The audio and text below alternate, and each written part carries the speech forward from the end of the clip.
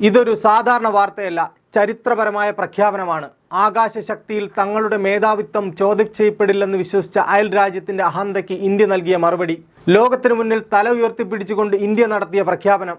നമുക്ക് വേണ്ടി തലപുകഞ്ഞ ശാസ്ത്രജ്ഞന്മാരുടെയും ജീവൻ പണയം വെച്ചുകൊണ്ട് ആകാശം കാക്കാൻ ഇറങ്ങിയ ധീരരായ വൈമാനികരുടെയും പിൻബലത്തിൽ ഇന്ത്യ ലോകത്തിലെ മൂന്നാമത്തെ ഏറ്റവും വലിയ വ്യോമസേനയായി മാറിയിരിക്കുന്നു എന്ന വിജയ പ്രഖ്യാപനം.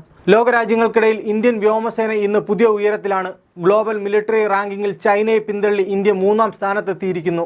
World directory of modern military aircraft എന്ന അന്താരാഷ്ട്ര ഏജൻസിയാണ് ഇന്നലെ ഇന്ത്യൻ വ്യോമസേനയ്ക്ക് 3-ാം റാങ്ക് നൽകിയത്. അമേരിക്കയും റഷ്യയും 1-2 സ്ഥാനങ്ങളിൽ. തദ്ദേശീയമായ സാങ്കേതിക വിദ്യകളിലൂന്നിയ വികസനമാണ് ഇന്ത്യ മുന്നോട്ട് വയ്ക്കുന്നത്. ഈ നേട്ടം കേവലം റാങ്കിങ്ങിന്റെ അടിസ്ഥാനത്തിൽ മാത്രമല്ല, ആധുനികതയുടെ പാതയിൽ ഇന്ത്യ മുന്നോട്ട് കുതിക്കുകയാണ് എന്നുള്ള സന്ദേശം കൂടിയാണിത്. ഈ കുതിപ്പിന്റെ ഹൃദയമെടുപ്പ് മുഴങ്ങുന്നത് നമ്മുടെ സ്വന്തം മണ്ണിലാണ്.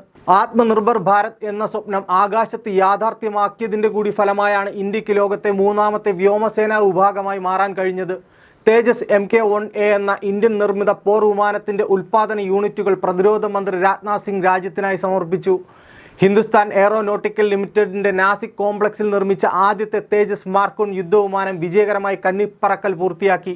ബാംഗ്ലൂരുവിലെ 2 ഉൽപാദന യൂണിറ്റുകൾക്ക് പുറമെയാണ് നാസിക്കിൽ 3-ാമത്തെ ഉൽപാദന ലൈൻ ഇന്ത്യ സ്ഥാപിച്ചത്. പ്രതിവർഷം 8 വിമാനങ്ങൾ ഇവിടെ നിർമ്മിക്കപ്പെടും. MK-1A വെറുമൊരു സാധാരണ ഫൈറ്റർ ജെറ്റല്ല. ആകാശത്ത് വെച്ച് പോലും ഇന്ധനം നിറയ്ക്കാൻ കഴിയുന്ന 50%-ലധികം ഘടകങ്ങളും ഇന്ത്യയിൽ തന്നെ നിർമ്മിച്ച ഇന്ത്യയുടെ അഭിമാനത്തിന്റെ പ്രതീകം.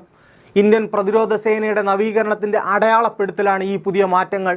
പഴയ MiG-21 വിമാനങ്ങൾക്ക് പകരം ഹിന്ദുസ്ഥാൻ എയറോനോട്ടിക് ലിമിറ്റഡ് നിർമ്മിച്ച 83 പുത്തൻ മാർക്ക് 1 വിമാനങ്ങൾ അതിവേഗം വ്യോമസേനയുടെ ഭാഗമാകും. അവ രാജ്യത്തിന്റെ സുരക്ഷ ഉറപ്പാക്കും. നമ്മുടെ ഈ മുന്നേറ്റം യാദൃച്ഛികമായി ഉണ്ടായ ഒന്നല്ല. ഇത് വർഷങ്ങളുടെ തന്ത്രപരമായ ആസൂത്രണത്തിന്റെയും കഠിനാധ്വാനത്തിന്റെയും ഫലമായി ഉരുത്തിരിഞ്ഞു വന്നതാണ്.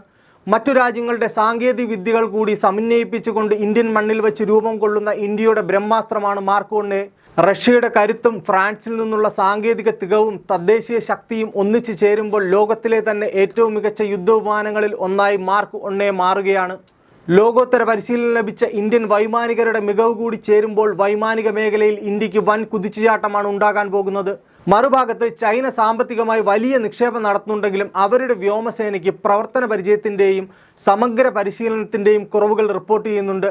വിമാനങ്ങളുടെ എണ്ണം മാത്രമല്ല, യുദ്ധസന്നദ്ധതയും പ്രതിരോധ ശേഷിയുമാണ് വൈമാനിക മേധാവിത്വം നിർണ്ണയിക്കുന്നത്.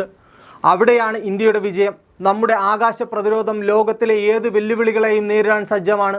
തേജസ് മാർക്ക് 1A കന്നിപ്പറക്കൽ ഒരു തുടക്കം മാത്രമാണ്. അടുത്ത 2 പതിറ്റാണ്ടിനുള്ളിൽ 600-ലധികം പുതിയ വിമാനങ്ങൾ വ്യോമസേനയുടെ ഭാഗമാക്കാൻ ഇന്ത്യ ലക്ഷ്യമിടുന്നു. അതിൽ 5-ാം തലമുറ സ്റ്റെൽത്ത് ഫ്ലൈറ്റുകൾ പോലും ഉൾപ്പെടുന്നു. ഇന്ത്യ ഇന്ന് ശക്തമാണ്, സുരക്ഷിതമാണ്. എയർഫോഴ്സ് റാങ്കിങ്ങിലെ ഈ മുന്നേറ്റം വലിയൊരു സന്ദേശമാണ്. ഇന്ത്യയുടെ അതിർത്തികളും ആകാശവും സംരക്ഷിക്കാൻ നമ്മൾ പൂർണ്ണമായും സജ്ജരാണ്. നമ്മുടെ മുന്നേറ്റം മറ്റു രാജ്യങ്ങളുടെ സഹായം പിൻപറ്റിയുള്ളതല്ല എന്ന സന്ദേശം. പ്രതിസന്ധികളെ അവസരങ്ങളാക്കി ലോകത്തെ അമ്പരപ്പിച്ചുകൊണ്ട് ഇന്ത്യ മുന്നോട്ട് കുതിക്കുകയാണ്.